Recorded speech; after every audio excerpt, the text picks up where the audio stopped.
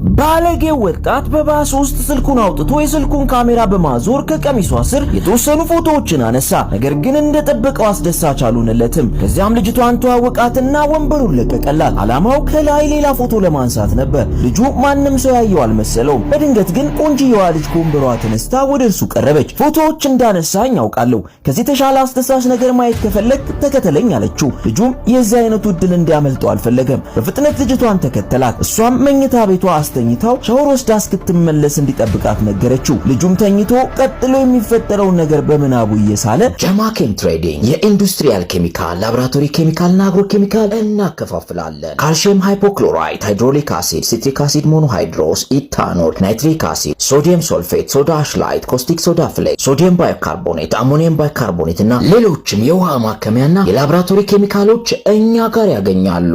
ይዘዙን፣ ያሉበት እናደርሳለን። ለበለጠ መረጃ በ0713363435 ወይም በ0976110708 ይደውሉ። ቤስት ሙቪስ ካላችሁ እስከ 10% ዲስካውንት ታገኛላችሁ። ልጁም ተኝቶ ቀጥሎ የሚፈጠረውን ነገር በምናቡ እየሳለ በድንገት አንድ ሰው ካሜራውን ተሸክሞ ገባ። ልጁንም ልብስን አውልቅ አለው። ልጁ በድንጋጤ ማን አንተ? ምንስ እያደረክ ነው ሲል ጠየቀው። ሰውየውም ራቁትን ፎቶ ላነሳህ ነው፣ ስሜቱ የዛን ይገባል አለው። ልጁም ይህን ሲሰማ በጣም ፈራ።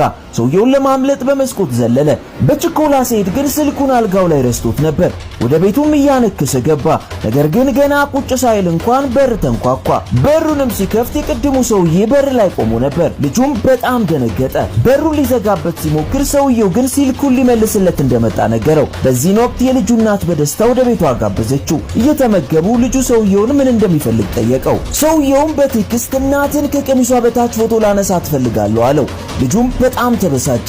ለምን እንዲህ እንደሚያደርግ ጠየቀው። ሰውየውም ባስ ውስጥ ያገኛት ልጅ አባት ነኝ፣ አንተ ልጅን ላደረካት ነገር ዋጋ ልሰጥ ነው የመጣሁት አለው። አሁንም በደንብ አዳምጠኝ፣ ወይ የምልህን አድርግ፣ አለዚያ እኔ ራሴ ስራ ለወላጆች እናገራለሁ አለው። ልጁ በተቀመጠበት እየተንቀጠቀጠ ነው። ምን ማድረግ እንዳለበት ጨንቆታል። ለቤተሰቦቹ ችግር መፍጠር አይፈልግም። በተለይ ዛሬ የእናቱ ልደት ነው። በመጨረሻም ድፍረቱን አሰባስቦ እውነቱን ለወላጆቹ ለመናገር ወሰነ። ወላጆቹ ፊት ቆሞ ዛሬ በባስ ውስጥ ሆኜ አንዲት ቆንጆ ሲተመለከትኩ ሲል የልጅቷ አባት ደግሞ ቀጥሎ እርሷ የኔ ልጅ ነበረች፣ በወቅቱ አንድ ሰው ችግር ሊፈጥርባት ሞከረ፣ ልጃችሁ ግን ይዞ ጥሩ ትምህርት አስተማረው፣ የልጄንም ክብር አዳነ በማለት ተናገረ። ልጁ ሰውየው ይህንን ይናገራል ብሎ በፍጹም አልጠበቀም። ቤተሰቡም እንደ ጀግና ክብር ሰጠው። ልጁም ሰውየውን ለምንድን ነው ያላጋለጥከኝ ሲል ጠየቀው። ሰውየውም ስህተትን በመገንዘብ በድፍረት ኃላፊነቱን ለመውሰድ ስለተነሳ ይህ የመጸጸት ማረጋገጫ ነው። መሳሳት ያጋጥማል። ስህተትን ለማረም አለመነሳት ዋናው በሽታ እሱ ነው። አሁን